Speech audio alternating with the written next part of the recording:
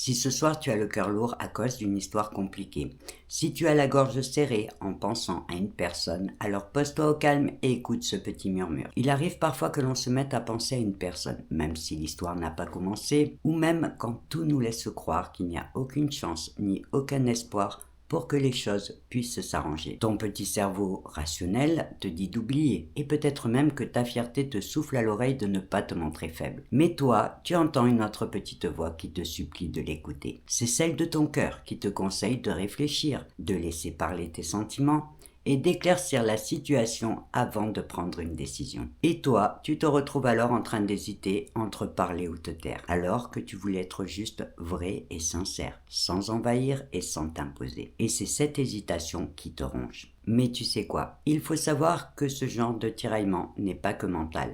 C'est une vraie dualité qui oppose ton petit cerveau rationnel et le cerveau de ton petit cœur. Et oui, on ne le sait pas toujours, mais ton cœur a son propre petit cerveau, c'est-à-dire un groupe d'environ 40 000 neurones qui forment une sorte d'intelligence autonome, qui pense et qui réagit indépendamment de ton petit cerveau rationnel, ce qui explique clairement que dans ce genre d'histoire, ce n'est pas seulement ta tête qui parle, mais aussi ton cœur. En sachant en plus que ton cerveau ne comprend pas le négatif. C'est-à-dire que si tu veux arrêter de penser à quelque chose, il faut tout simplement le faire penser à autre chose. Et si c'est trop difficile, alors tu peux utiliser la technique du négatif, mais à ton avantage, en lui disant par exemple, surtout, ne pense pas à mes prochaines vacances en Écosse par exemple. C'est une petite technique simple mais terriblement efficace. Après, soyons clairs, dans ce genre de situation, par logique, tout le monde te conseillera de ne rien attendre d'une histoire qui te semble compliquée. Sauf qu'il n'y a que toi qui peux comprendre ce que tu ressens et ce que tu veux vraiment. Et si ton cœur te pousse à l'écouter, c'est peut-être pour te rappeler qu'exprimer ses sentiments ce n'est jamais un signe de faiblesse, mais juste la preuve que tu es bien vivant. Et même si tu ne reçois pas de réponse de l'autre, ça ne voudra pas dire que tu as eu tort,